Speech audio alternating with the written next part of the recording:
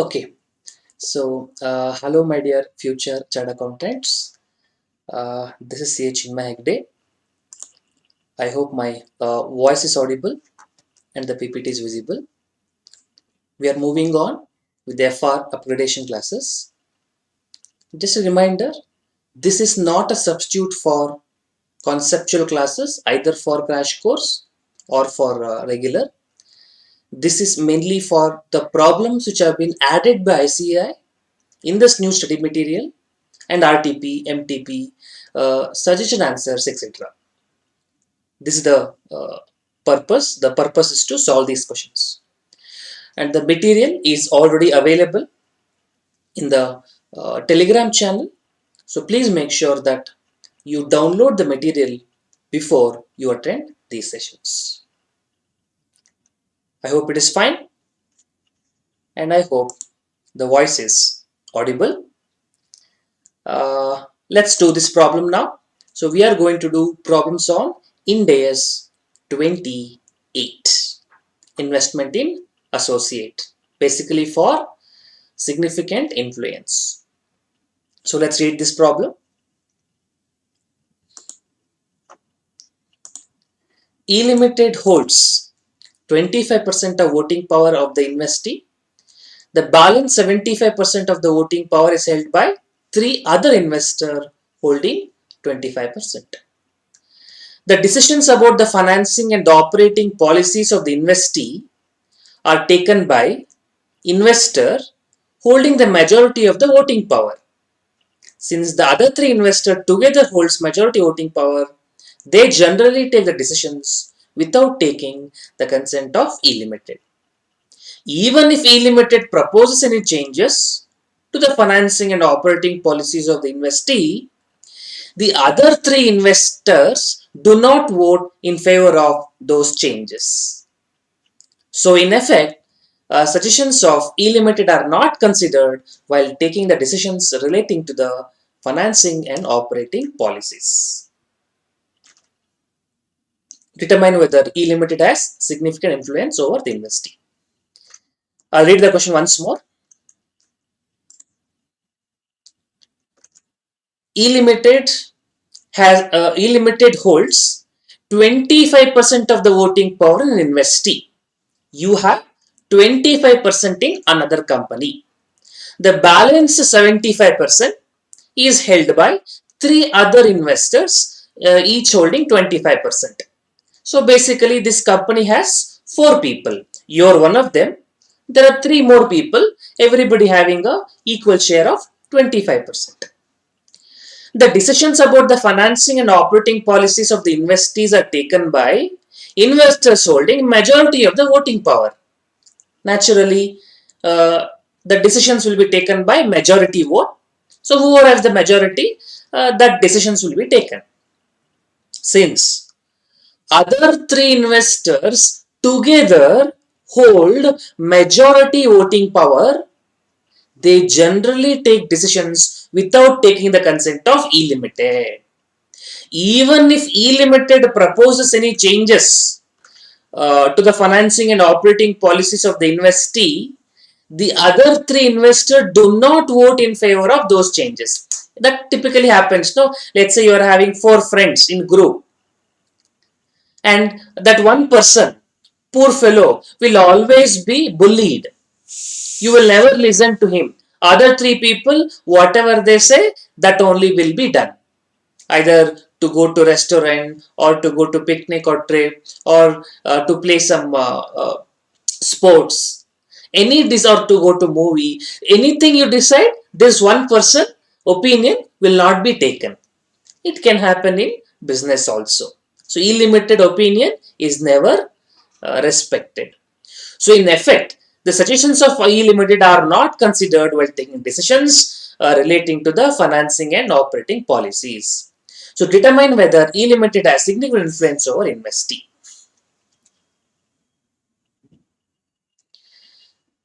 As usual, what we have to go is, we should not go by rule based. If it was a AS 23 question, I would have told you are having more than 20% influence. Yes, you are having significant influence, you are an associate. I mean, they are an associate, you are an investor. You would have made a decision like that. But here, we have to look at the facts of the case, because Ind AS 28 is not rule based, it is principle based. Now, what does Ind AS 28 tell you? For you to have a significant influence, I mean, for you to say whether you have a significant influence or not, you should look at the history. Do you have the role? You don't have the control for sure because you don't have the majority, but is your 25% holding relevant? Is it having some sort of significance? Is it considered in the decision making relating to the financing and operating policy of the organization? Are you even relevant? Looking at the facts of the case, it does not seem that your opinion is not at all considered. So we can say that you are not having any significant influence. So this is a very subjective term. Based on the situation, we should take a call, and looking at the situation, based on these facts given, they are not having any role while making any policies. Their opinion is also not at all addressed. So we can say that there is no significant influence. Yes, that's what even Institute has given. E Limited is not in a position to have significant influence over investee. So basically, you don't do consolidation as per Ind AS 28. Okay, let's move further.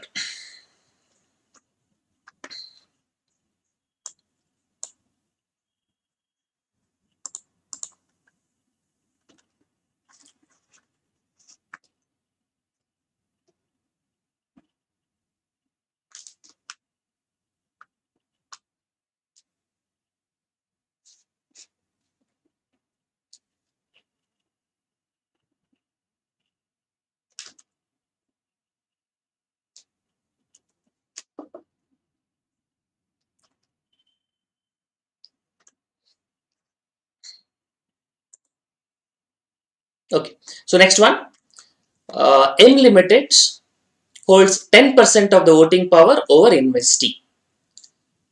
The balance 90% of the voting power is held by 9 other investors, each holding 10%. So at this point in time, if I apply the rule based AS 23, you say you have only 20%, not sufficient because you have not reached 20% at this point in time. But Ind AS says you have to go further. Are there any other circumstance which, along with 10%, in some way you will be able to have some sort of influence in the decision making of the organization? Let's read if there is any some circumstances which gives you the position of influencing the decision. The decision about the relevant activities, except decision about the borrowing of the investee, are taken by members holding majority of the voting power. Reasonable.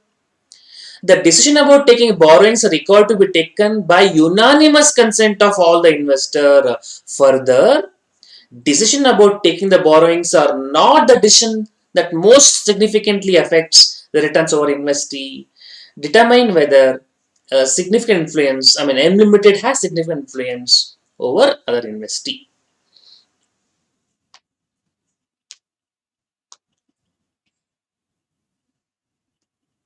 Okay. So now the question is 10% sufficient? Maybe, maybe not. Is the requirement of this 10% required in all cases? No, not in all cases, but required in borrowing. So you have some role to play, but it does not require. It does not mean it affects significantly affects the return of the investee. Don't think like that. Borrowing does not significantly affect the returns of the investee. So this unanimous consent and all is not at all relevant. Not like that. That means you are not having a control over the company. If the borrowing has the significant influence, I mean, borrowing decision influences or have impact of significant returns, that means your consent is must because unanimous consent. So which means it becomes a joint control. unless you give your consent, the decision will not be taken, which is very relevant for the organization to run because it significantly affects the returns. That's not the case. Your consent is not, this decision is not going to affect significantly the returns of the organization. Therefore, you don't have the control, but you definitely have some sort of significance. And because the majority of the vote, and 9 others having 10%. So your 10% is also not having control, but reasonable impact is there, right? Because majority means that 6 people should be say yes. So it's not the case that you are always degraded, not like that. Your vote has some value. You may not have control, but you have some sort of value in making decisions. So we say that yes, M Limited has significant influence over the investee. Hope you got it. I'll go further.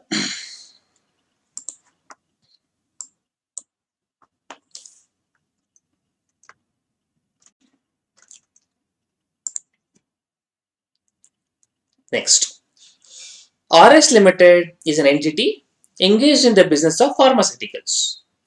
It has invested in the share capital of investee XY Limited and is holding 15% of XY Limited's total voting power.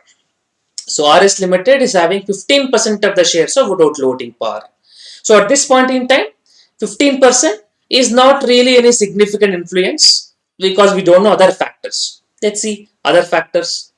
X Limited is engaged, the investee X Limited is engaged in the business of producing packaging materials for pharmaceutical entities. Okay, they produce packaging materials.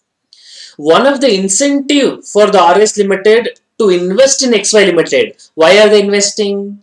One of the reason was the fact that XY Limited is engaged in the business of producing the packaging materials, which is also useful for RS Limited. So you're not only an investor, you're also a customer because what XY Limited produce, RS Limited investor would like. It is useful to them as well. Since last many years, XY Limited's 90% of the output is procured by RS Limited. Oh, you are not only investor for 15%, you are a customer of 90% for that organization. So that is almost like you are the whole business for that company. Determine whether RS Limited has significant influence. I think the answer is obvious. Since 90% of the output is procured by RS Limited, XY Limited would be dependent on RS Limited for continuation of its business. Even though it's holding only 15%, it still has a it still has a significant influence over XY Limited. I think it's straightforward answer, right? You're having 15% share in the company, and in addition to that, you are the customer for 90% of the output produced by RS Limited, which means if you're not there, imagine their position. So they have to listen to you. I mean, you're not in a position to control just because you're a customer, but definitely your opinion will not be sidelined. They will consider it. So you don't have a control, but you have a significant influence. Let's go further.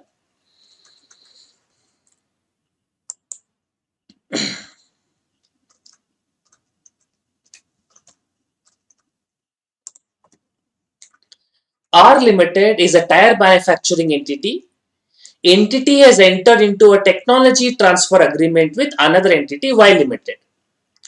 So you are manufacturing, you have entered into an agreement with other company for technology transfer, which is also involved in the business of tire manufacturing. Okay, so R Limited also in tire manufacturing, Y Limited also in tire manufacturing. For technology transfer, you have entered into an agreement.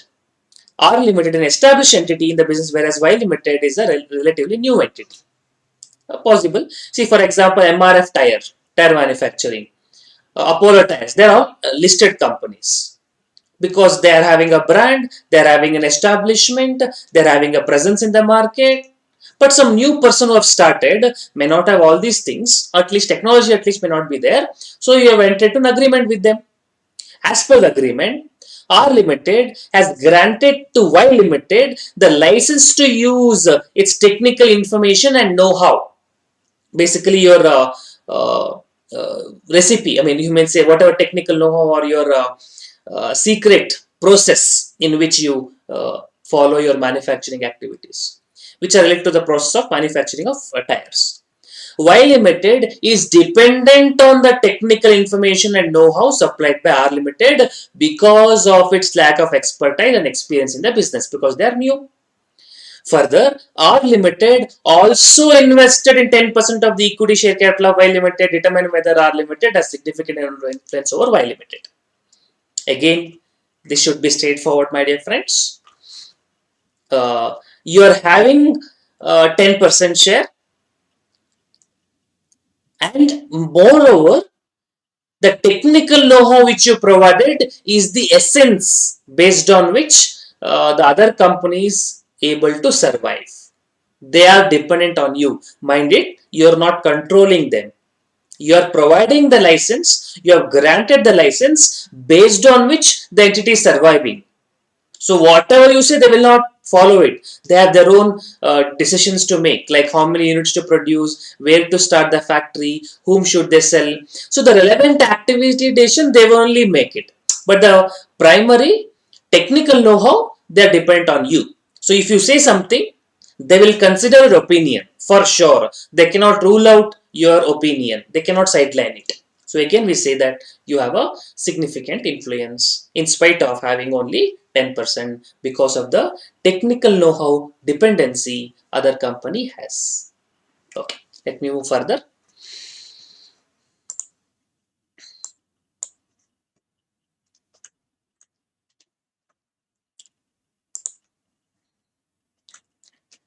An entity which is currently holding 10% of the voting power of an entity has an option to purchase additional 15% of the voting power investee from other investor. However, the entity currently does not have financial ability to purchase 15% voting power. Determine whether entity has significant influence over the investee.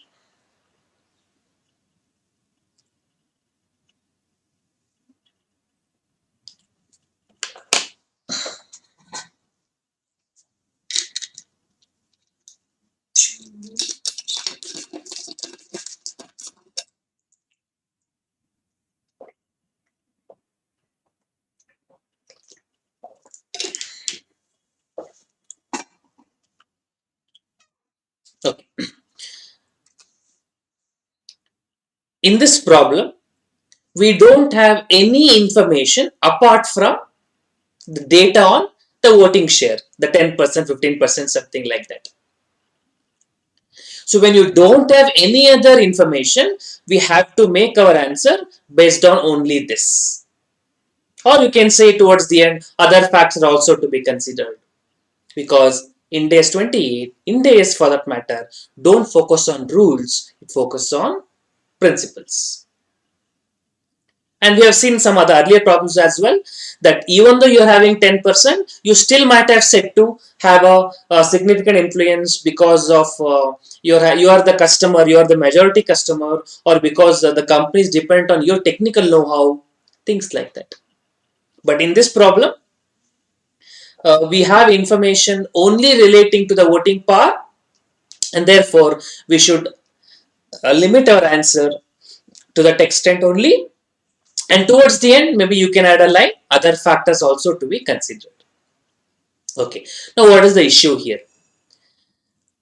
What percentage, if you consider only the voting share, what percentage should be considered for you to have a significant influence? That is 20%. You're having 10%, other things remaining constant. Having only 10% will not give you significant influence. Other things remaining constant. But here you're having one more point. You're having an additional, you're having an option to purchase additional 15%. So if you purchase 15%, then it becomes a 25%. Then you will have a voting power. When you more than 20%, in that case, you will have a significant influence. So question here is, should I consider potential voting rights. To assess significant influence, should I consider potential voting rights? Similar situation is there in Ind AS 110 to establish the control. Do you remember when you establish a holding subsidiary relationship, you consider potential voting rights. Do you remember? A similar concept is there in Ind AS 116 lease as well. That is, protective rights are not considered, substantive rights are considered. So, potential substantive rights are considered in Ind AS 110. What is substantive rights? I will not go behind that. Just 1 second.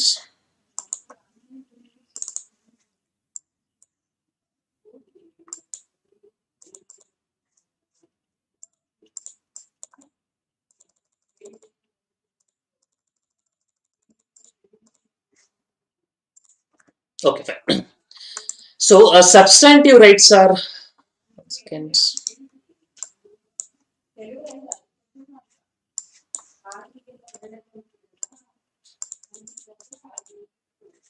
Okay.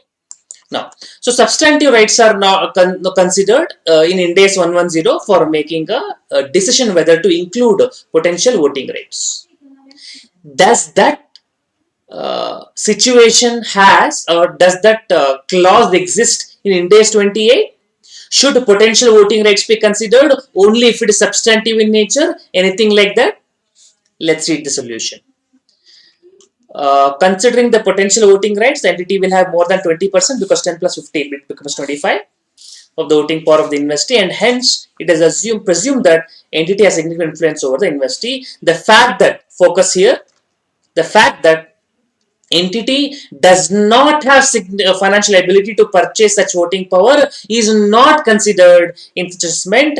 It should be noted that under Ind AS 110, potential voting rights which entity cannot be exercised because of financial ability are not considered as substantive and hence not factored in assessment.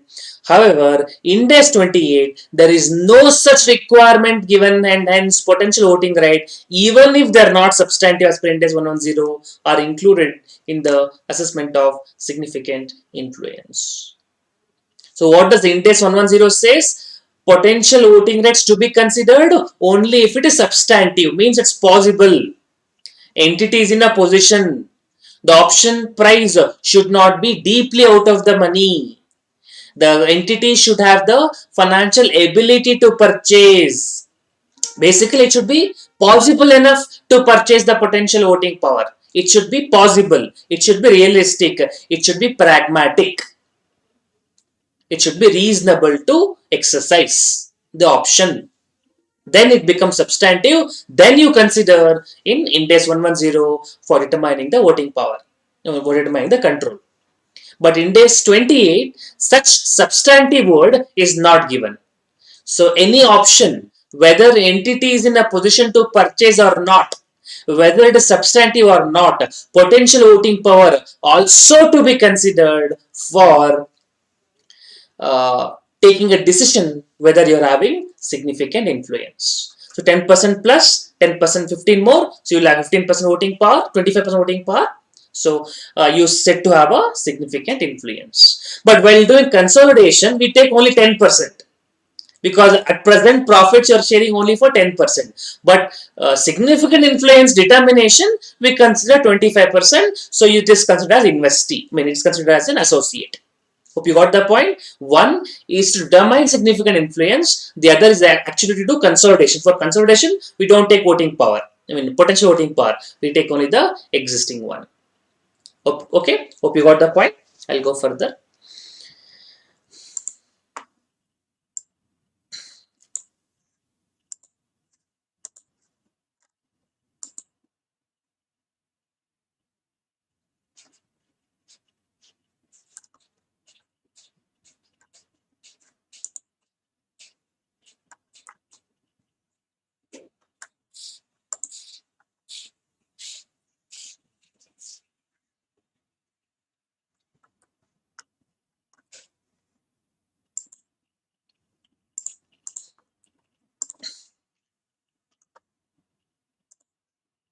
Okay, next one.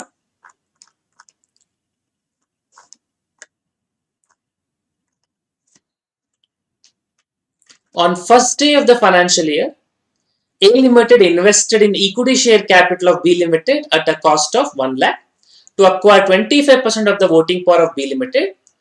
A Limited has concluded B Limited is an associate of A Limited. At the end of the year, B Limited earned a profit of 10,000, other comprehensive of income of 2,000 that year. B Limited also declared a dividend to the extent of 4,000, passed necessary journal entries in the books of A Limited to account for investment in associates.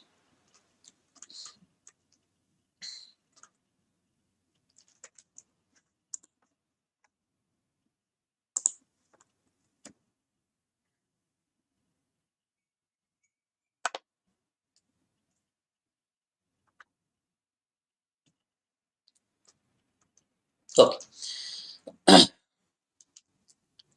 First of all, you have to understand the accounting in separate financial statements and accounting in consolidated financial statements. Okay. They are not asked both. So the exam you can go for only consolidated financial statements, but I am giving you for both. So in separate financial statements, you are going to consider it as an investment. I mean, of course, in the books of A Limited. So you are going to pass investment in B Limited at a cost of 1 lakh, investment in B 1 lakh, to bank 1 lakh. Okay. Now, this investment can be valued as per Ind AS 109, Ind AS 32109, or it can be valued as per Ind AS 27. If you value as per Ind AS 109, you should go for fair value, either fair value through P&L account or fair value through OCI. Or if you follow as per Ind AS 27, because anyway you're going to do consolidation, so Ind AS 21 say you can value them as per cost. Because anyway consolidation is going to be done, you don't have to worry about the fair valuation part. This is the choice, the decision the entity has to make. But anyway, this portion they have not asked in the problem. You need not represent this in examination. I told you only for your reference. We will do only in consolidated financial statement. In the books of A Limited, when nothing is mentioned, we'll take it as in consolidated financial statement. They're also going to pass investment amount because you don't recognize their net assets in your company. It's not a subsidiary. So you will pass investment in B Limited 1 lakh to bank 1 lakh. Same entry you will pass. But at the end of the year, we follow equity method of accounting. What is equity method of accounting? Like a partner versus partnership. So when a partner gives the money to partnership, for the partner, it is investment. And when at the end of the year a profit comes, you will not wait for the profit to be withdrawn by you. You will always account for your share of profit. The profit in the books of partnership firm will automatically be transferred to partner's capital account. Their share of profit, whether they withdraw or not, that is the same way we follow in equity method of accounting. The company will recognize the profit and the investor will recognize the profit, their share of profit on accrual basis. Equity method of accounting. And one more point, this investment amount will include goodwill. When you invest in associate, you will have ownership of goodwill, but you don't show it separately. It is implicit. You will show it in the notes to accounts as an additional information. Anyway, in this problem, we don't have information regarding net assets and all.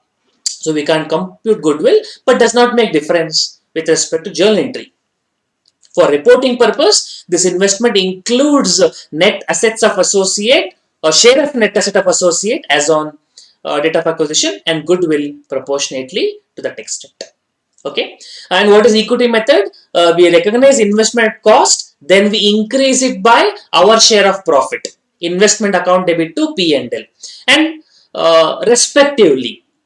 What is respectively? The associate P and L, I will have a share. Associate other income, I will have a share. So, however, associate reports their profit, I will share their respective profits. So, A Limited at the end of the year earned a profit of 10,000. Sorry, B Limited earned a profit of 10,000. So, associate made a profit 10,000. Investor will take a share in that. Entry is going to be investment in B Limited, which is your share 10,000. Your share 25% means 2,500. And share in what? In the profits of the organizations. So, to P and L. 2,500. So, however, the associate reports its profit, correspondingly, investor also should report the profits. The associate B Limited reported as P and L, you also are transferring your share to P and L. Then other comprehensive income of 2,000. So associate reported other comprehensive income of 2,000. The investor also will report other comprehensive income to the extent of your share. Entry will be investment in B Limited to OCI. 2,000, 25% means 500.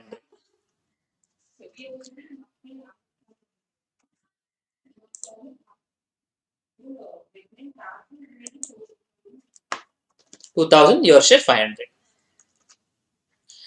Now, when the associate transfer OCI to reserves and surplus, either directly or indirectly, you have with recycling, without recycling.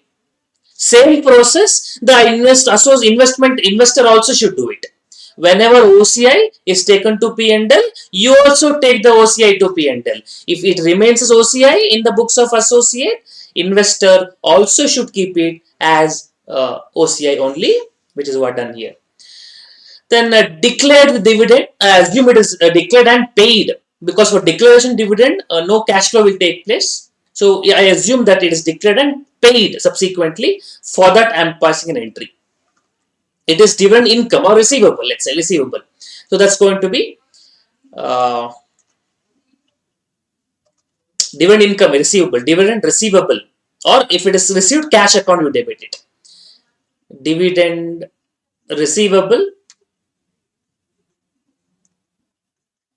to investment in B Limited. Dividend receivable to investment in B Limited. A 4,000 dividend, you are say 25%. 4,000 25% means thousands. 4,000 25% means thousands. So that's the nature of equity.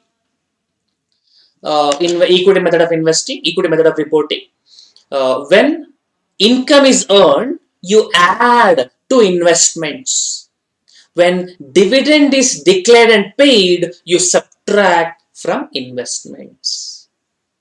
Normally, you take dividend to P and L account. But here, why are you taking to investment account? Answer is very simple.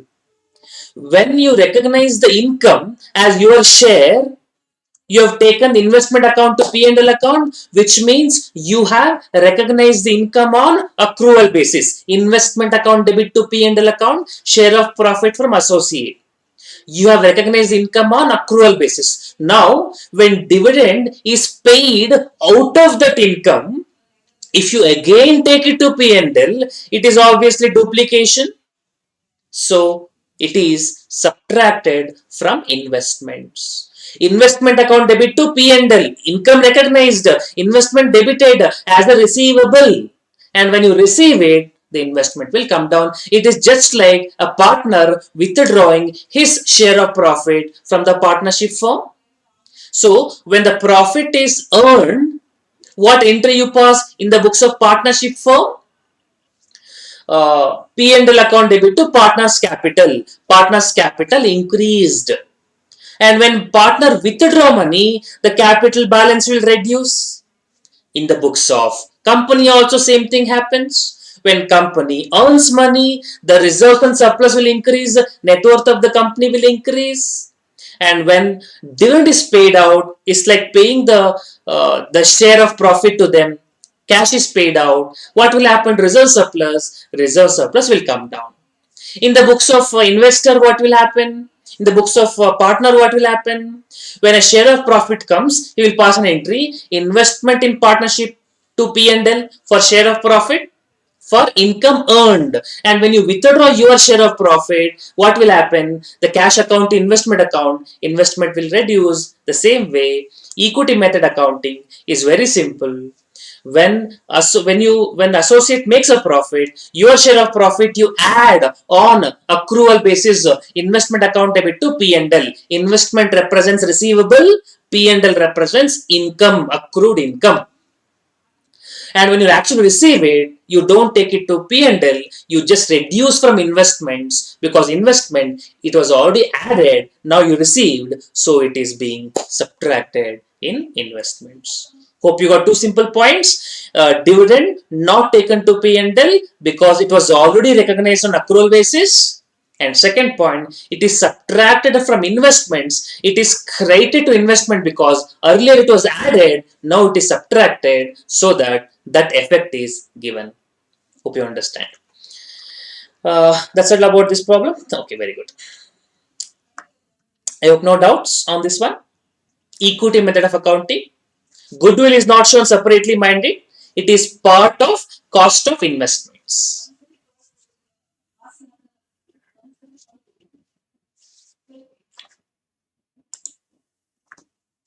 Okay, hope you got it. I will go further.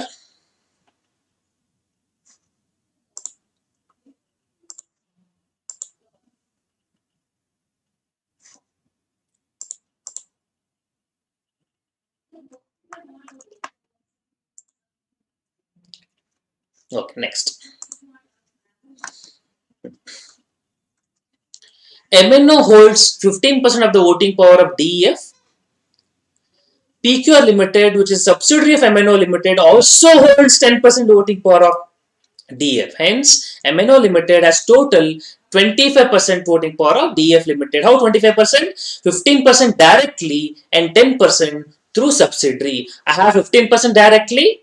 Another one, I have a subsidiary. Subsidiary has 10%, directly 15%, through subsidiary 10%. Total voting power 25%.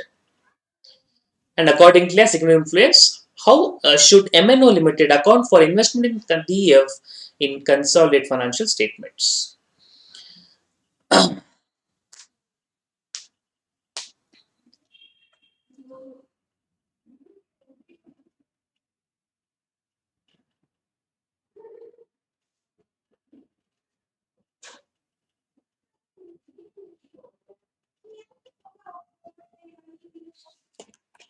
Okay, so you're having direct holding of 15% and indirect holding of 10%. So basically, direct holding you can apply Ind AS 27 in separate financial statements. Ind AS 28 in consolidated financial statement. Ind AS 28 means you follow equity method of accounting. What is equity method? I hope I have explained earlier. The share of profit is added based on accrual basis, and when you receive in the form of dividend, that is subtracted. That is what is uh, equity method of accounting. You're having a voting power directly. But what you're having DF Limited is through mutual fund, which is PQR mutual fund, with subsidiary of MLO Limited. Because you're investing through another company, you can also follow equity method, but they're also mutual fund, they're investment entity also. So you can avail exemption by applying equity method to 10% and instead measure investment fair value through P&L account.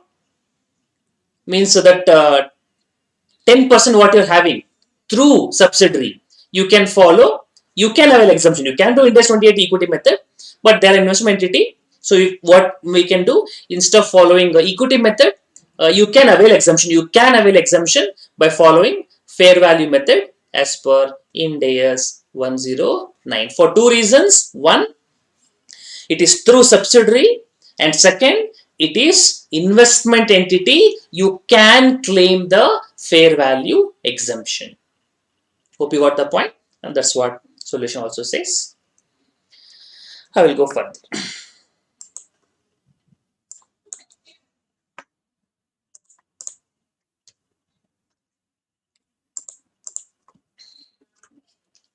Blue Limited acquires 25% of the share capital of Green Limited on the first day of the financial year 1,25,000. As on that date, carrying value of net assets of Green Limited was 3 lakh and the fair value was 4 lakh. What does it signify?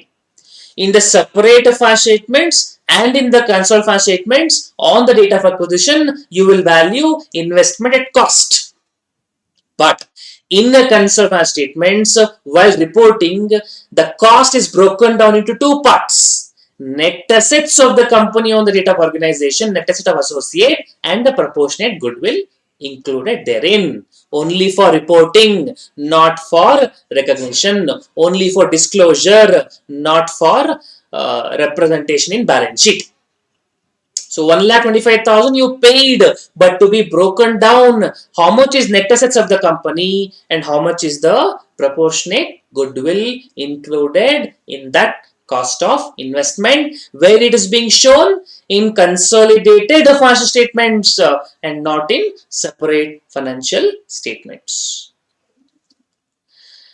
The excess of the fair value over the carrying value was attributable to one of the building owned by Green Limited having a remaining useful life of 20 years. Green Limited earned a profit of 40,000 and other comprehensive income of 10,000 during the year. Calculate the goodwill capital reserve on the date of acquisition. Blue Limited's share profits and other comprehensive income for the year and closing balance of investment in that year. Okay, fine.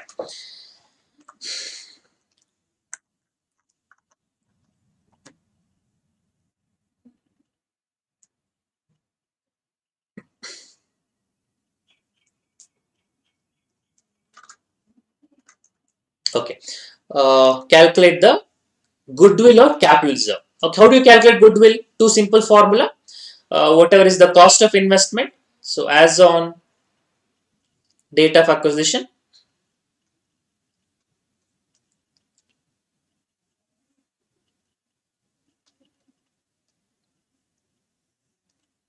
cost of investment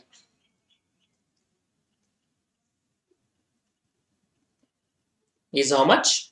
1,25,000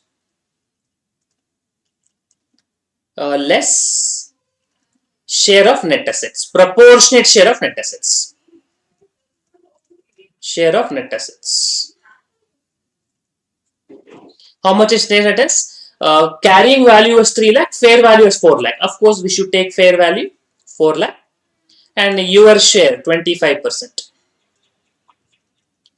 which is 1 lakh. Therefore, on the date of acquisition, goodwill 25,000. This goodwill is not shown as intangible assets in consolidated financial statements. It's not an intangible asset, not shown as goodwill. In the cost of investment, includes goodwill of 25,000 only for disclosure purpose. And then on the profit of 40,000, so that whatever the profit earned by the associate, a proportionate share will be shown in the books of investor. And in the same nature, if associate share it as profit and loss account, investor also will report as P&L.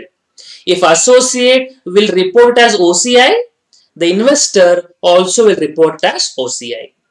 So what we are going to do? So I'll do it in the next slide. Cost of investment 1,25,000 and within brackets you tell including goodwill.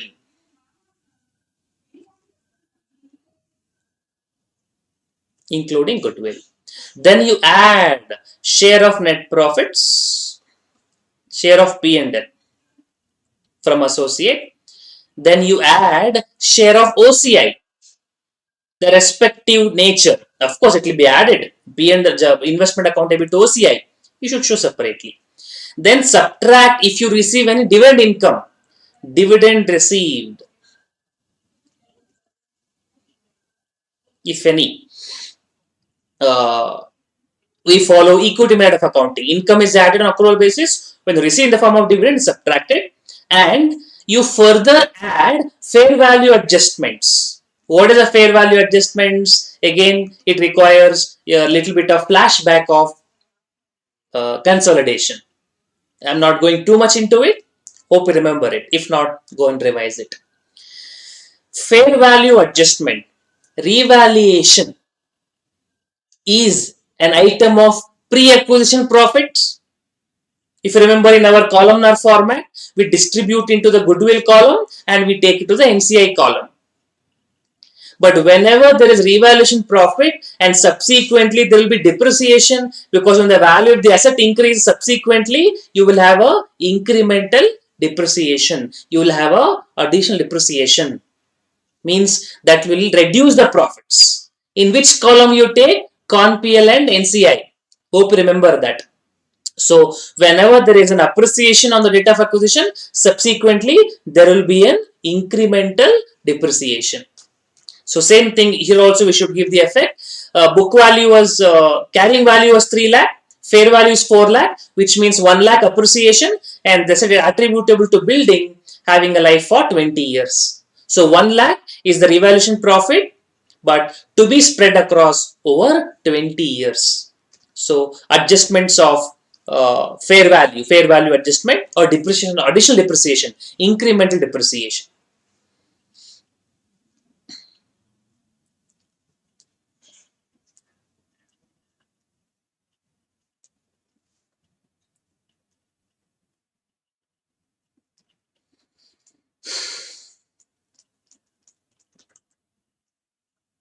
So I'll just, or you can say you got to subtract here itself. So institute says P and L adjusted, or I'll just show it here. I'll subtract here share of incremental depreciation.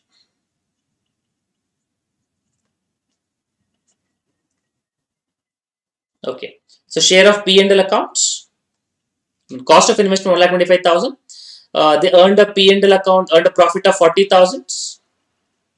Your share 25%, 10,000. Actually, I write inner column here 10,000. I'll show you why. Incremental depreciation 4 lakh to 3 lakh means 1 lakh. Spread across 10 20 years, so divide by 20, your share 25%.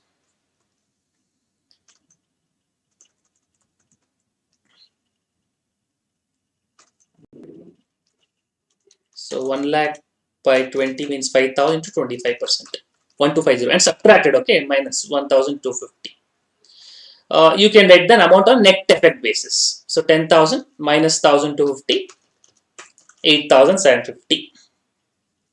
Institute calls this as adjusted P&L account. P&L 10,000, increment depreciation adjusted 1,250, net 8,750. They say share of P&L adjusted, share of adjusted P&L account. That's what they should use the term, but you can show like this. That's also fine. Share of OCI. OCI is 10,000, 25%, 2,500. Nothing, no dividend received during the year. So the closing balance to be reported in as consolidated financial statements. Closing balance in consolidated financial statements. 1,25,000, 8,750, 2,500, 1,36,250. 1,36,250. Okay, so hope you understood. Any doubts?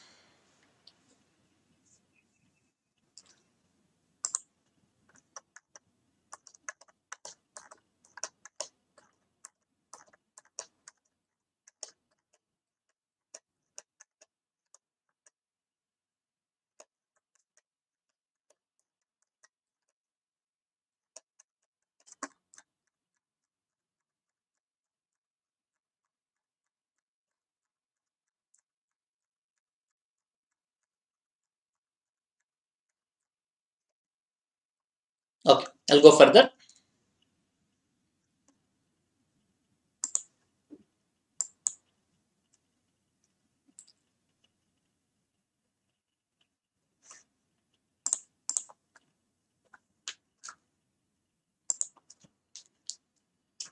KL Limited has invested 50% of the voting power in a joint venture of ML Limited. ML Limited also issued 10% cumulative preference shares to other investors worth 110 lakh. During the year, ML Limited earned a profit of 4 lakh. ML Limited not declared any dividend on the preference share for the current year. Calculate KL Limited share of net profits in ML Limited for the year. So there is a preference shares, and when nothing is specified, it is cumulative preference shares. So as an investor, your share will be after subtracting preference share dividends, cumulative preference shares, and that is the reason. Therefore, profit is 4 lakh, cumulative preference share dividend 1 lakh. So if you subtract 1 lakh, you get remaining 3 lakh, and your share of 3 lakh, you are having a 50% voting power. So as a shareholder, you are eligible for 1 lakh 50,000. So that is your share of profit. Simple point here. So the only point to be kept in mind is when you recognize share of profit from associate, it should be after allowing for preference share dividend, if not provided earlier. That was the only point here.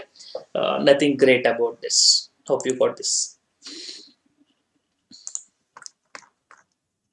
Okay, I'll go further.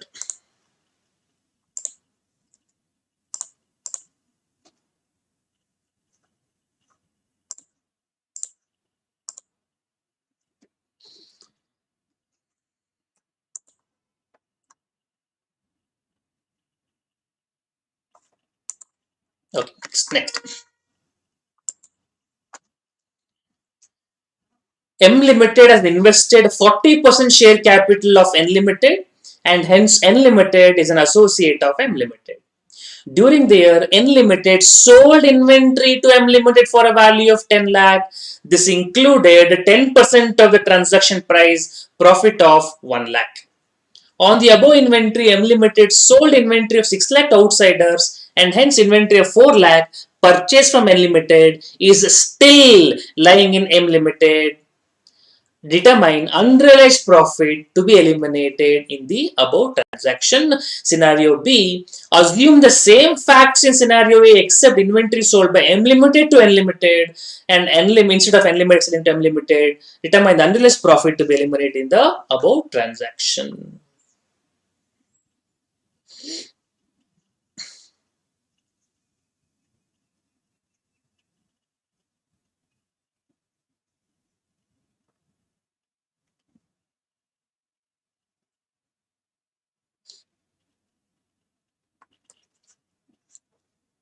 Just give me 1 minute.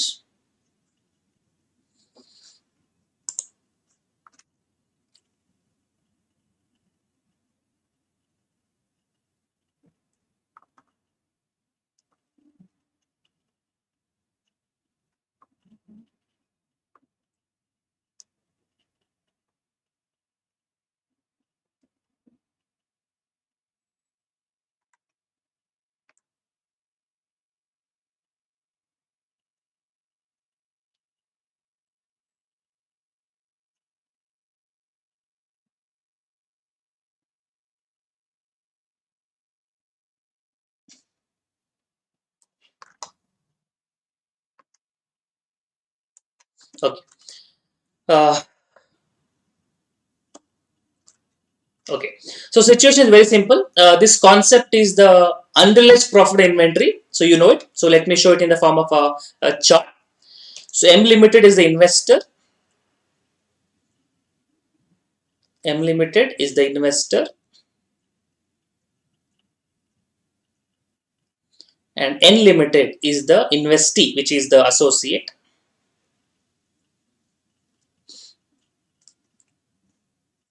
And who has sold to whom? N Limited is an associate of M Limited, correct? Sold inventory to M Limited. So N Limited sold inventory. Sold inventory. So that means M Limited purchased.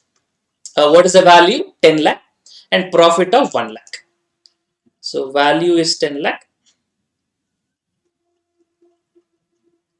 which includes a profit of 1 lakh. Okay, fine.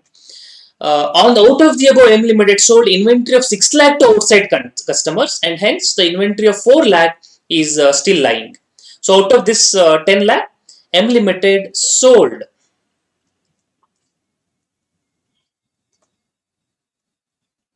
6 lakh, unsold 4 lakh. Fine. Now unsold 6 lakh, 10% profit means 60,000. Unsold 40,000, 10% profit means 40,000. 60 plus 40 equals to 1 lakh. Okay. Now can I ask you one question?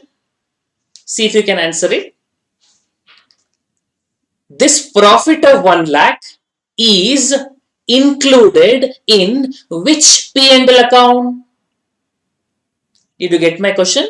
This 10,000 profit, is it included in P&L account of M Limited, or is it included in P&L of N Limited? What do you think? It is included in P&L of seller or in the books of buyer? Obviously in the books of seller, right? So if you think from N Limited P&L, this will include 10,000. Okay, this includes 10,000. Now from the group point of view, when you think in consolidated financial statement, because 6 lakh is sold to outsider, this 60,000 is realized profit. Of course, it is P&L of N Limited including 1 lakh is realized because sold to outsider. But this 40,000 is shown in the P&L account of N Limited as a profit made within the entity, within the organization, within the group. So N Limited is a profit, but for the group, it's not a profit. It is unrealized profit. Unrealized profit. Get the point? This need to be reversed, removed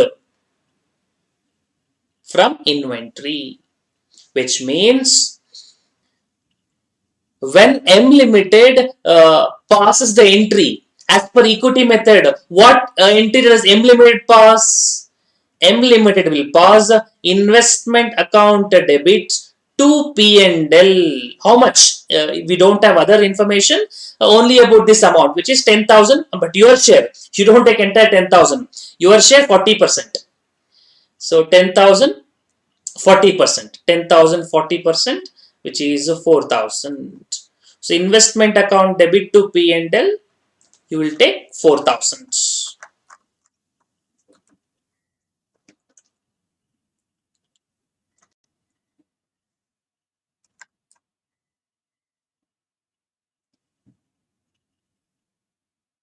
Sorry, 40,000, sorry, 1 lakh into 40%. 40,000, sorry, 40,000, okay.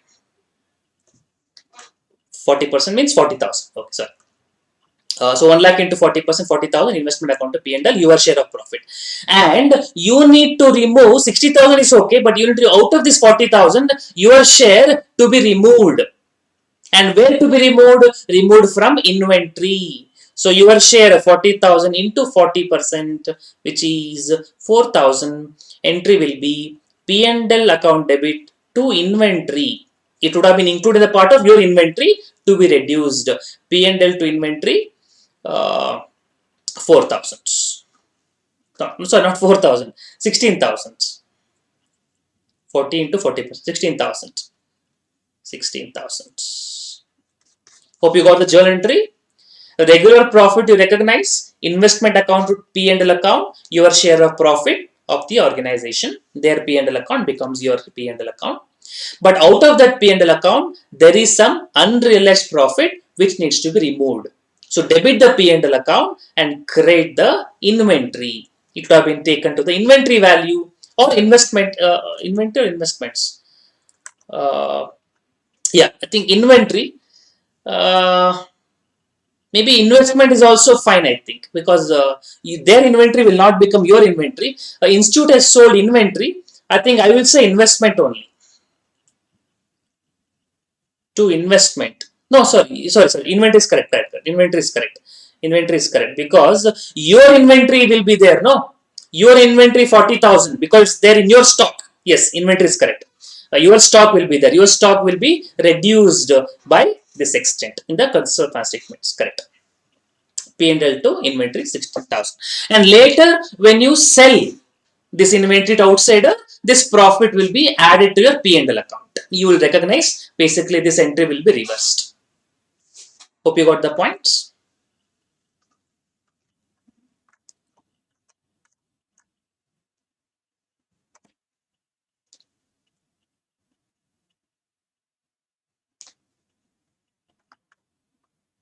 Okay. What would happen if the reverse situation, instead of M Limited selling to N instead of associate selling, if investor only sells, overall situation is same only, right? Out of 1 lakh total profit, realized profit is 60,000, unrealized profit is 16,000. I mean 40,000. Your share becomes 16,000. So here you will not pass an entry investment account to P&L because you have made the profit initially itself. What entry you would have passed initially? You would have passed whatever cash account debit, unlimited. No, you would have whatever it is, unlimited account debit. I'll just take it in a separate slide.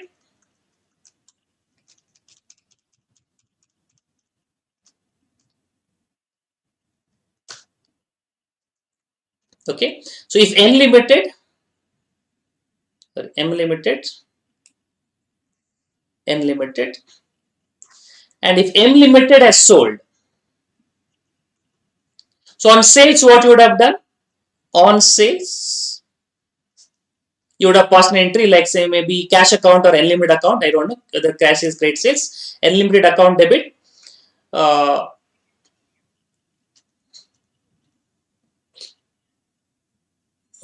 Transaction price of 1 lakh, 10 lakh value. So unlimited 10 lakh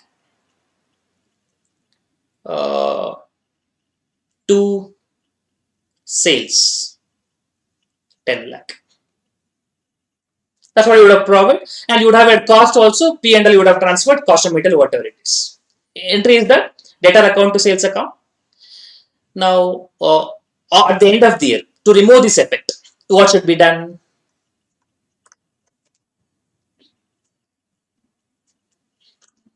At the end of the year, to remove unrealized profit,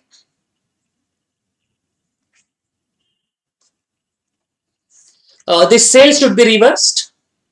Sales account should be reversed. How much sales amount? Which is unsold. Unsold sales is 4 lakh. Unsold sales 4 lakh, and your share 40%, 1 lakh 60,000. So sales account debit 1 lakh 60,000. What is this? Investor share of sales in unrealized profit. Investor share of sales which is unsold. Which is unsold. Remember, this entry was not happening earlier because it is impact is same, but depends on whether investor selling it to associate selling it to investor. Associate selling to investor means it will be in the books of sales of investor, which we are not accounting, we are not consolidating, we are just accounting, we are bringing their investment into our books. So inventory was adjusted sufficient. But now, investor selling it to associate, that means investor sales will be affected. So correspondingly, I am giving the effect. So sales account to cost of materials or purchases to P&L account. Or not to P&L, not to P&L, to investments. Investment will be reduced to that extent. Investment in associate in Unlimited. Share of unrealized profit was how much? 40,000, 40%, 16,000. 16,000, and cost of material will be balancing figure, or 90% you can say 1,44,000. So investment account is reduced by 16,000. And in case of associate selling, inventory reduced by 16,000. I hope you understood the impacts. Effectively, your P&L account is getting adjusted, right? 1,60,000 sales getting reduced, 1,44,000 cost of material getting reduced. So, in effect entry, if you want effective entry for understanding purpose, reporting in this entry is correct. Effectively, it is P&L account debit to investments. Simple concept here. What is your profit? 1 lakh.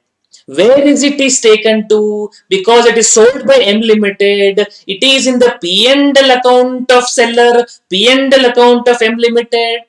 Now, P&L account of M Limited should be taken out, should be reduced. How much? 16,000 unrealized profit share, 40,000 into 40%.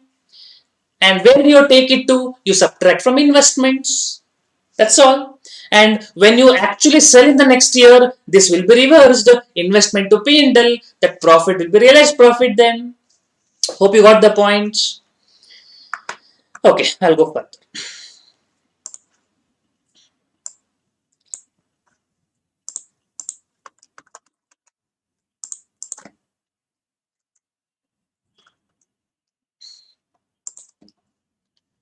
X Limited has been invested in a joint venture Y Limited by holding 50% of the equity capital.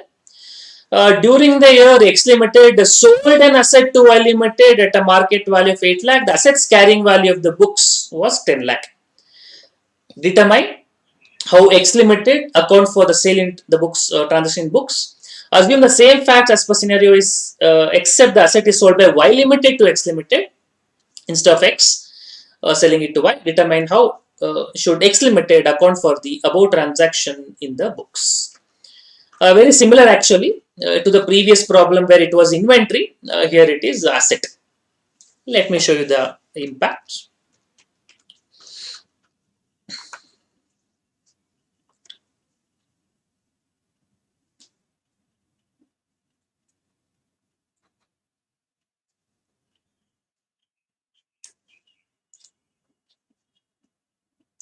Okay, X Limited invested in joint venture of Y Limited by X Limited sold to Y Limited.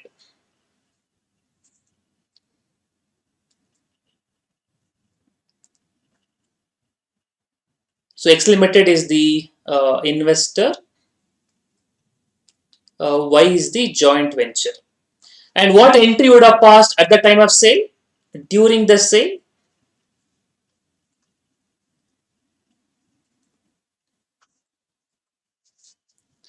entry would have been like a Y Limited account debits, market value book Y Limited account debit 10 lakhs, sold for 8 lakhs, loss on sale 2 lakh, to asset 10 lakh. Okay. They would have passed an entry asset account debit to X Limited 8 lakh. So that 8 lakh gets cancelled. The question is this: should this 2 lakh be reversed? I mean, either Y Limited account debit or bank account debit, does not matter. Now the question is this: is this unrealized profit? Is this unrealized profit? If you think normally, yes, it is unrealized profit. You have not sold to outsider, so it's not actually realized profit, unrealized loss. So it feels like yes, we should reverse, not entire 2 lakh. Our share of 50% should be reversed by adjusting investment account. But this is a different case. Why? Because even if you reverse by investment, that's okay. Because market value declined, this would amount to impairments. So even if the sale was not done, you still would have reduced because of impairment. So this loss is not to be accounted as unrealized. Now, is this unrealized? Yes, but not reversed. But not reversed, because it would have anyway be accounted as an impairment. So what would have happened if it was a profit? Yes, if it was a profit, I would have removed by adjusting the asset account and with the profit amount. I would have adjusted, or P&L account, wherever I would have taken to. I would have adjusted. But or asset account to profit, that would have been adjusted, reversed. But loss, even though unrealized, not reversed, because it is anyway would have been accounted as impairment loss. Interesting one. New problems. I hope you got it.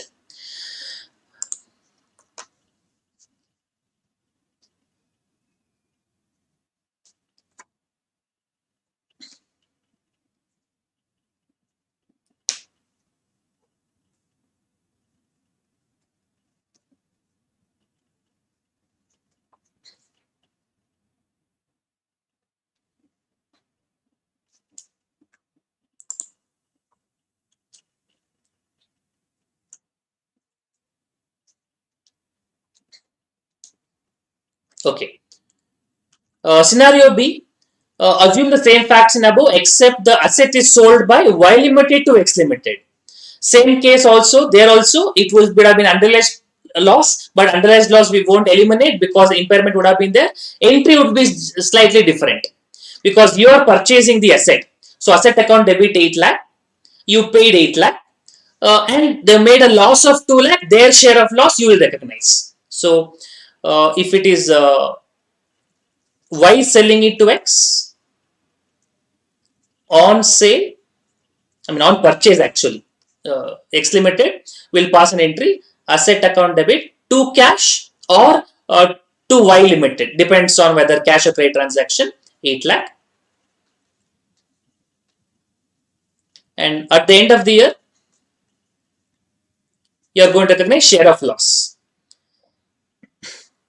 So P&L account debit to investment. How much was the loss? 2 lakh is the loss, your share. Share of loss. 2 lakh into 50%, which is 1 lakh. If it is a profit, what would happen? You recognize the profit, then you reverse the profit, telling it is unrealized.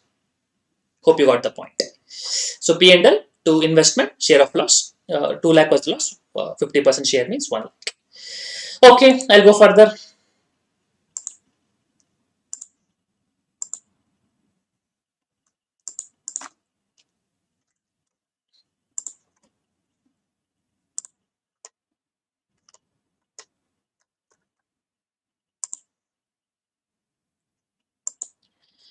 There is one more problem before this, maybe in the material, big problem, but that I've already solved it in the YouTube. I've already uploaded the solution. A big solution was there. I've discussed already in detail. The video is already available in the YouTube channel, in my YouTube channel. You should be able to get that. So you can search for that. Now let us do this problem. Next problem. Okay.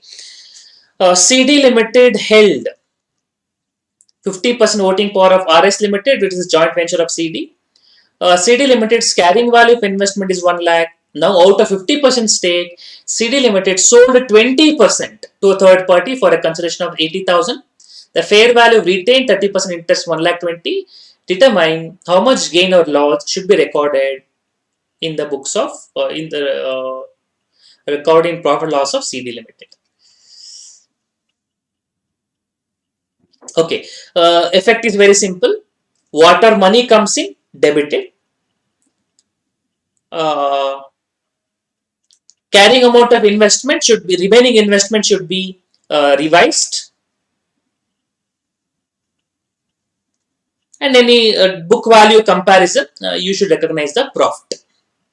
So you sold for 80,000, fair value is 1 lakh 20, so 2 lakh is the total, book value is 1 lakh, so you make a profit of 1 lakh. Okay, I'll show the calculations so that it will be more easier for you to understand.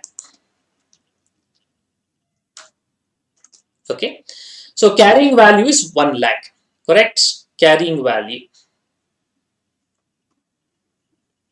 1 lakh. Okay, some percentage is sold, some percentage is retained. You had 50%, then 20% is sold, 30% retained. Okay, you had 50%, 20% is sold, 30% is retained. How much 20% is sold? Don't do 20% of 1 lakh. 1 lakh represents 50. So do in the ratio of 2 is to 3, 20, 30. So 1 lakh into 2 by 5, 20 by 50. You get 40,000 carrying value.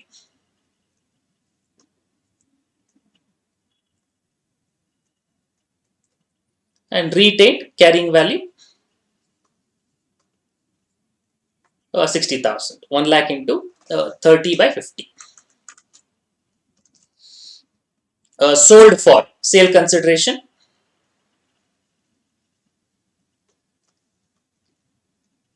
80,000. So you have a gain of 40, gain on sale.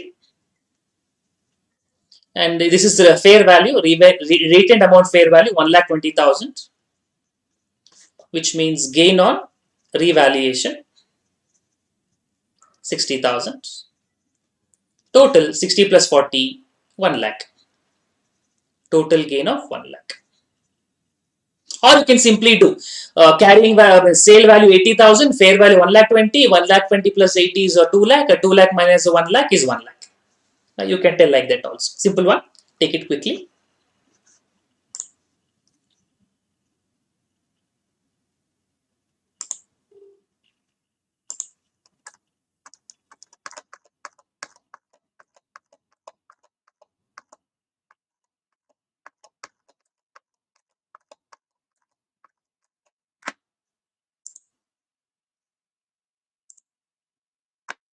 Okay, next.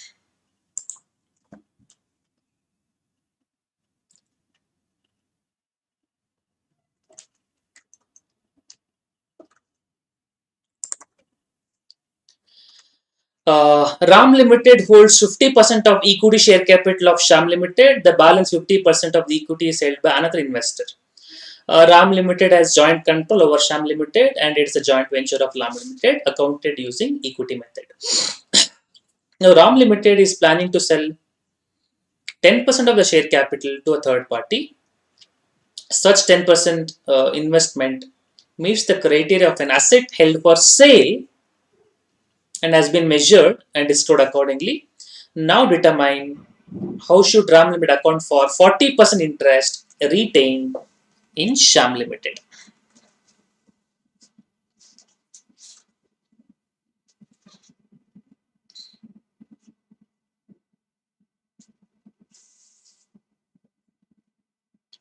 The question is this: when you have 50%, you have a joint control.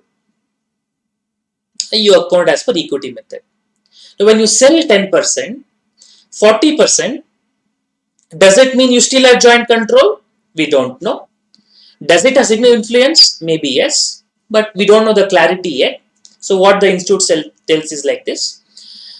Till the time 10% is sold, yet to be sold, it should be accounted for retained interest of 40% as equity methods.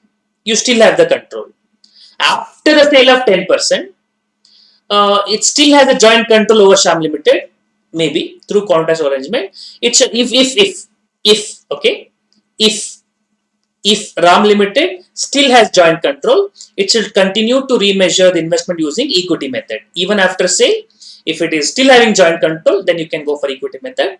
However, if Ram Limited is not going to have joint control over disposal of 10%, then the retained investment of 40% shall be accounted as per Ind AS 109. Of course, that is in separate finance statements. In consolidated finance statements, you still follow equity method only because it may not be joint venture, but it might have significant influence. So 40% might be significant influence. So you can add one more line.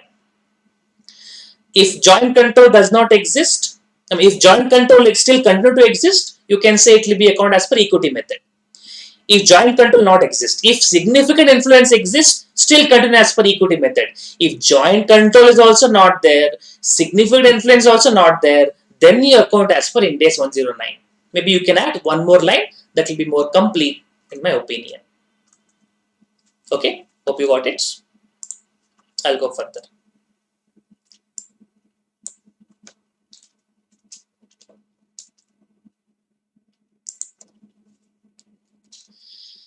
Entity H holds 20% equity interest in entity S and associate that in turn has 100% equity interest in entity T.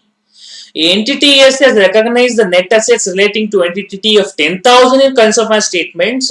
Entity S sells 20% of its interest to entity T to a third party non-controlling shareholder for rupees 3,000 and recognize this transaction as an equity transaction in accordance with the provisions of Ind AS 110, resulting in a credit in entity's equity of 1,000. The financial statements of entity H and entity S are summarized as follows before and after the transaction. Before, estimated the consolidated financial statements, assets, investments, liability, equity, total, estimated the consolidated financial statements, assets from T, liability, equity.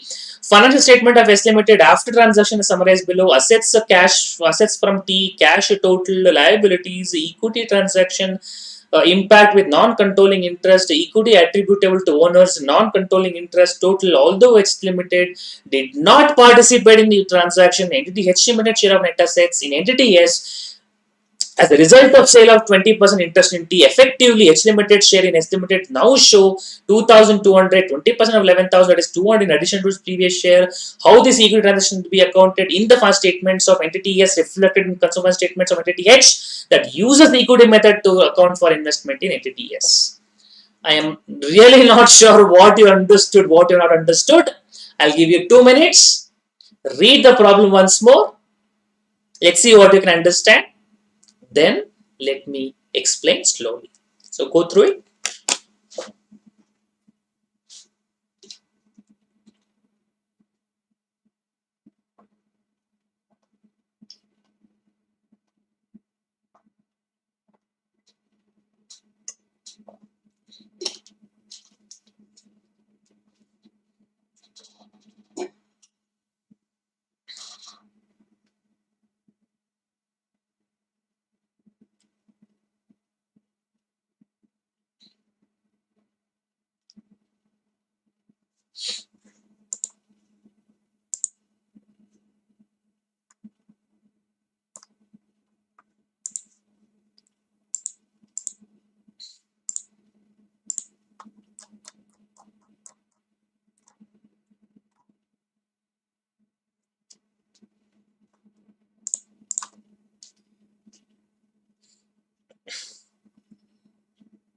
Okay.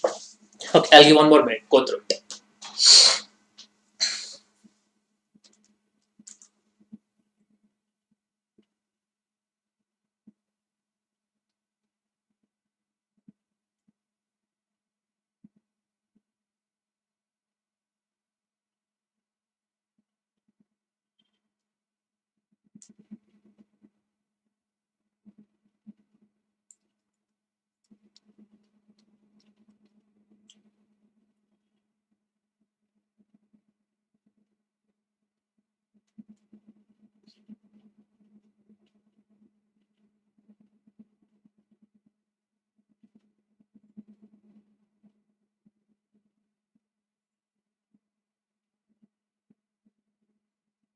Okay. Let me explain you now. Let's understand the structure first. Entity H holds 20% in entity S. Okay. So we have entity H.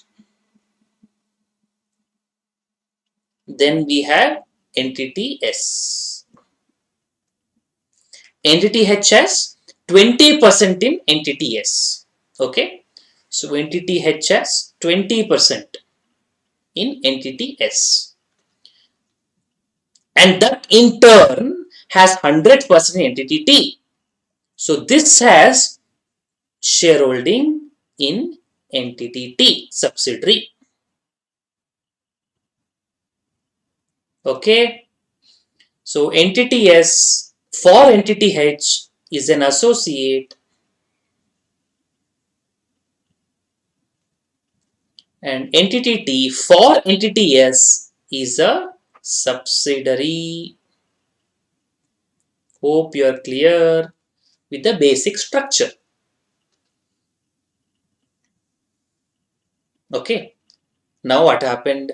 Entity S has recognized net assets relating to entity T 10,000 in the consolidated financial statements. So between S and T, between these two companies, between S and T, they have recognized net assets of 10,000. So entity T had net assets of 10,000. Let me read the full form. Net assets of 10,000. And because entity X is a consolidated financial statements, so they consolidated S Limited's consolidated financial statements. I'll say CFS. What does has we already having it?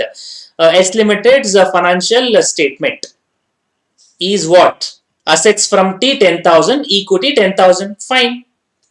Cash flow statements will show like this when you prepare the balance sheet. Consolidated financial statements, balance sheet. They have equity share capital. Let's say equity, net assets, equity 1 lakh, 10,000. 10,000. Okay. Assets, net assets from T, from subsidiary is a 10,000 because 100% consolidation, and equity is a 10,000, and NCI is 0 because 100% ownership. NCI is 0. Of course, NCI is not shown here, but for your reference purpose, consolidated financial statements means NCI should come. It's not coming because 100% subsidiary. Everything is owned by entity S itself. Okay, this is full consolidation. Now, how will you report in entity H books? So, when you consolidate like this, when you consolidate the full part, they follow equity method. What you follow equity method? The entity S, whatever the consolidated statements are there, that is taken over by entity H, equity method. So, what will they show? Consolidated financial statements of entity H will be equity method, right? They follow equity method. They will have their assets and entity S assets. So, but you don't show entity S assets. You will show investment in entity S, equity method. 20% share, significant influence. So, this 10,000 is there. You will show 20% share, 2,000. And your assets will be there. Nothing is there. And your equity, everything will be there, no other information. So let's say that's equal to 2,000, and that's what they have shown here already. Are you able to get the link of this process correctly? Entity head, entity T, net assets 10,000. That is entirely taken by entity S, with NCI being 0. And entity S net assets, 20% share is shown in entity H as equity method of accounting. Hope you understood now what is the present situation and the present structure. Okay, moving forward. What is happening? Entity S sells 20% of its interest in entity 2 to a third party for 3,000. So entity S is there, right? Entity S is selling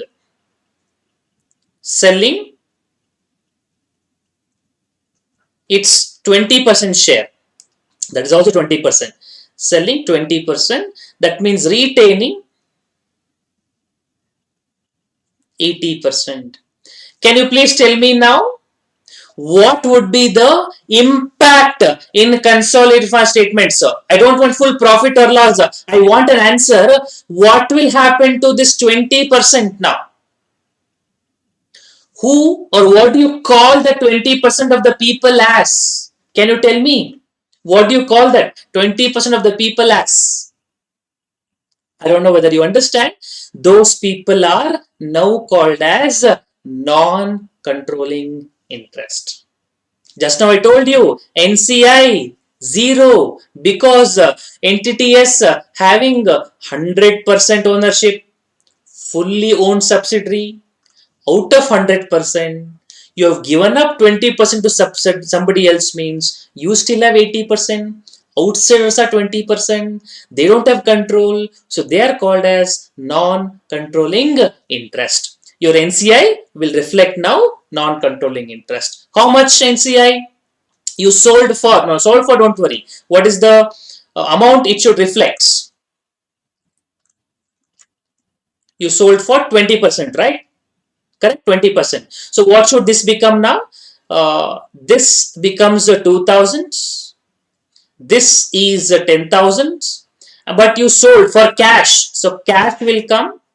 You sold for cash 3,000. Sold for 3,000, right? Sold for 3,000. Okay.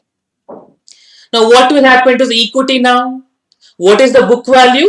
2,000. How much is sold for? 3,000. So 1,000 profit, right? Profit. P&L. Profit. 1,000. So how this balance sheet will look like now? Cash 3,000 on the asset side. Net assets will remain same 10,000 because cash is your cash, not entity T cash. Then equally 10,000 will continue. NCA will now come for 2,000, 20% of 10,000 and a profit of 1,000 because 2,000 worth NCI sold for 3,000. You made a profit of 1,000, which is what's shown already. Yeah. Look at this balance sheet. 10,000 asset, your cash, your asset, 10,000 existing equity, 1,000 profit made, equity with the impact of sale of giving up non-controlling interest, and non-controlling interest now 2,000. That's what I just explained. So whatever explained is already given in the problem itself. Then what is the problem? What is the requirement? Okay, now you look at this. You think from entity H point of view. Entity H was showing 10,000 their share 2,000. Now what will happen? This 10,000 becomes 13,000, right? Now should you show this profit of 3,000 or what will happen to this amount now? 3,000.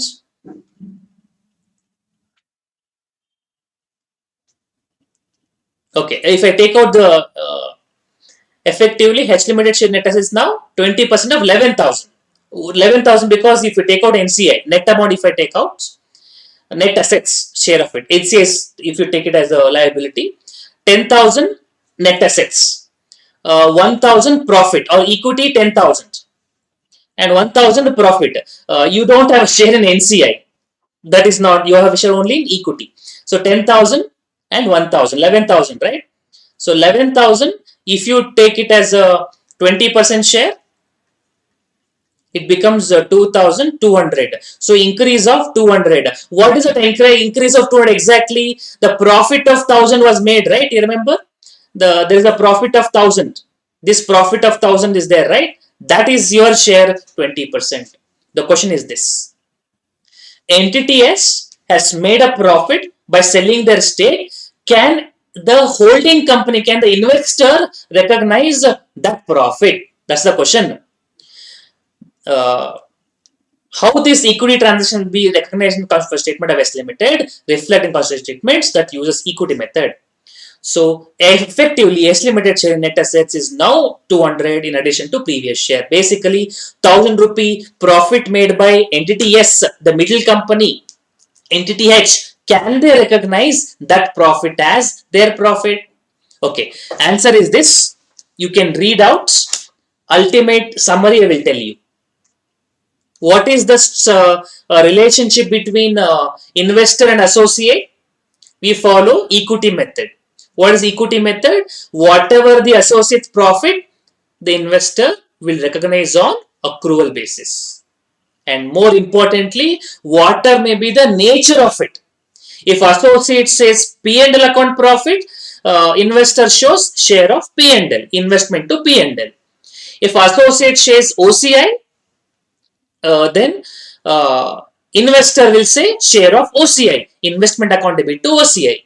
If in associate says other equity, the investor also will say share in other equity. That's what ultimately it is. Now this gain, is it taken to P&L? No, it is not taken to P&L because it is just a changes in equity but not a taken to P&L account. Therefore, head entity H recognizes 200 as a change in equity and not change in P&L, that is direct credit to equity. Whatever the associate will do, the same thing the uh, investor also will do it. The same nature continues. Reflect the if it's post acquisition change of net assets, yes, it reflects the investor share of associates. So whatever the nature in which the associate reports, the same nature investor also reports. Associate has taken to other equity, investor also will take it to other equity. Hope you understood. Very known problem, but interesting one, can come in exams.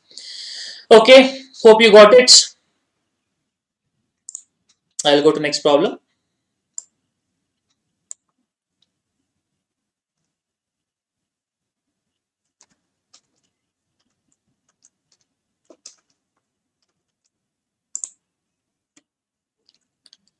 On 1st of April 2019, Big Limited acquired 35% interest in Dig Limited and achieved a significant influence. Cost of investment is 3 lakh. Dig Limited has net assets of 3 lakh 50. Fair value of those assets is 6 lakh 50. Since fair value of the property equipment is 1 lakh higher than the book value. This property equipment having a remaining life of 8 years for the financial year 1920, Dig Limited had a profit of 1 lakh, paid dividend of 11,000. Dig Limited also recognized a share of loss of 15,000 that arose from the remeasurement of defined benefit directly in other comprehensive income. Calculate the big interest at the end of the year under the relevant method. Okay, straightforward problem actually. We follow equity method of accounting. What is equity method of accounting? Cost of investment plus share of profits from associates. Cost of investments will include the amount of goodwill not recognized separately but disclosed. Goodwill included in the cost of investments. Okay. And then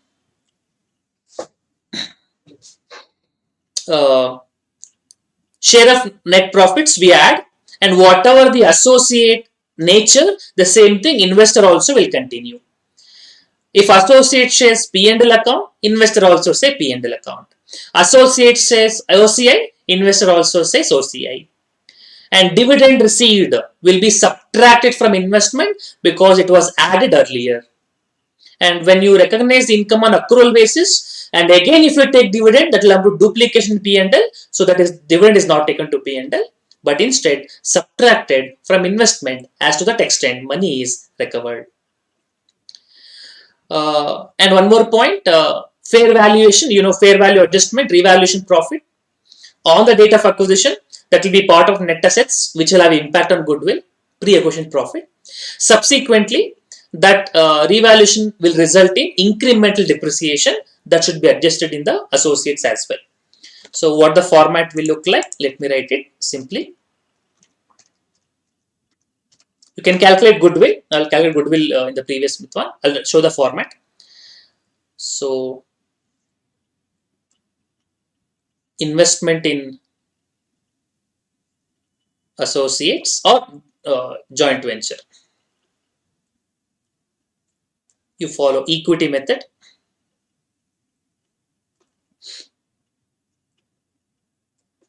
So we'll say cost of investment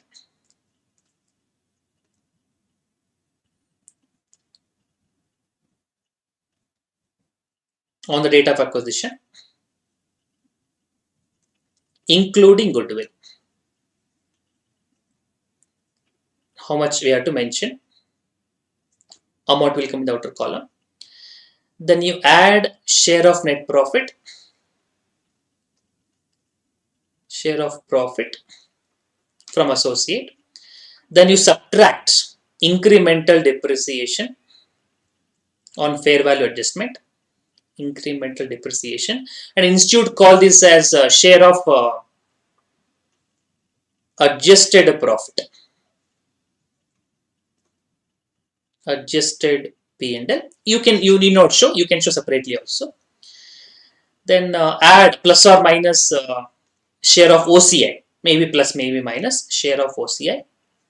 And if you receive any dividend, you subtract it, minus dividend receipt.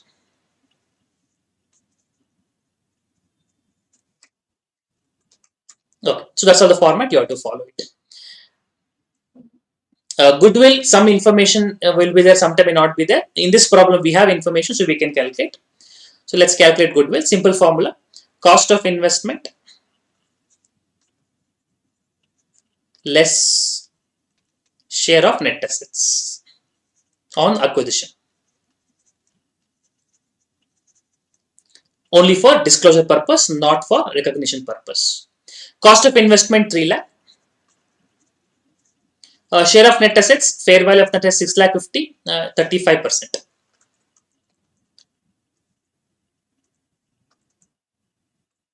Six lakh 50, 35%, 2 lakh 27 500. So goodwill 72 500. Only for reporting purpose, not for recognition purpose. 72 500.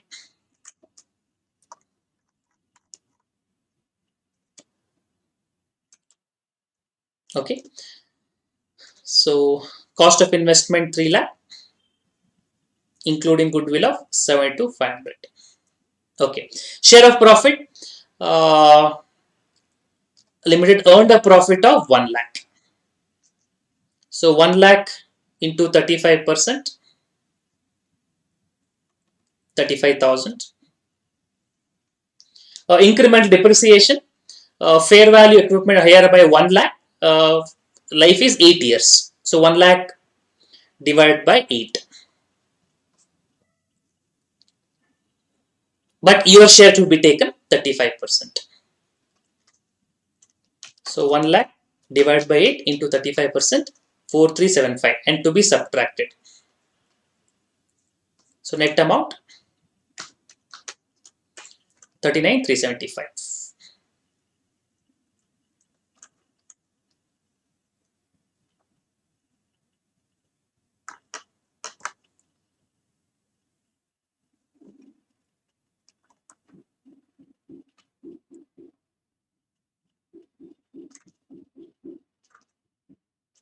Sorry, should subtract, right? Sorry.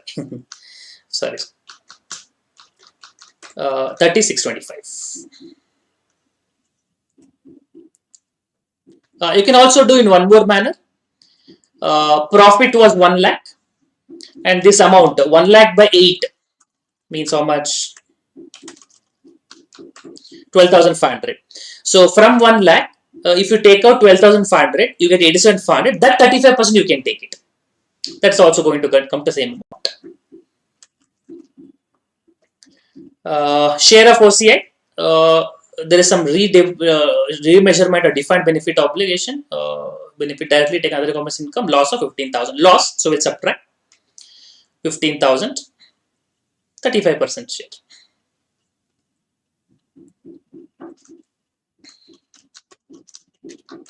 Five two five zero. So net dividend received also is there. They have declared a dividend of 11,000. Paid 11,000 your share.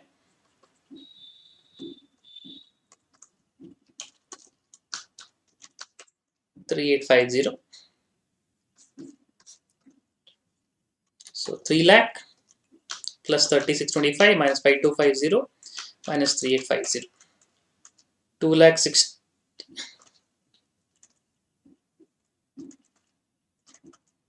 3 lakh plus 3625 minus 5250 minus 3850. 3 lakh 21. 525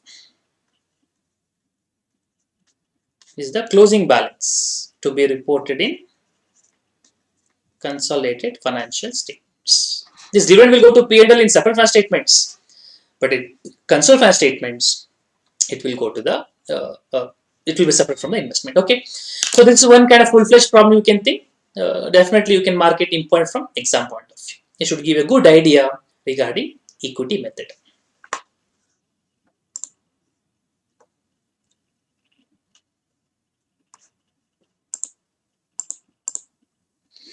Okay, so hope you got it.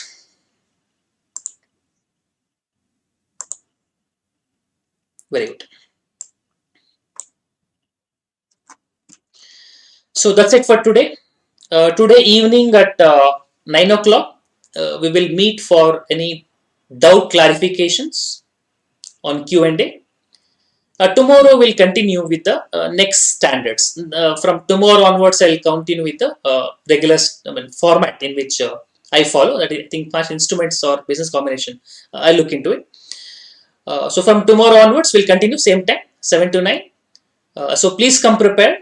These are not revision classes, not conceptual classes. These are upgradation classes. So if you have come prepared, if you have any doubts, you will be able to get clarified as well. And hope these sessions are useful. So we'll join tomorrow. Please join tomorrow at same time, 7 o'clock. Till then, take care. Bye-bye.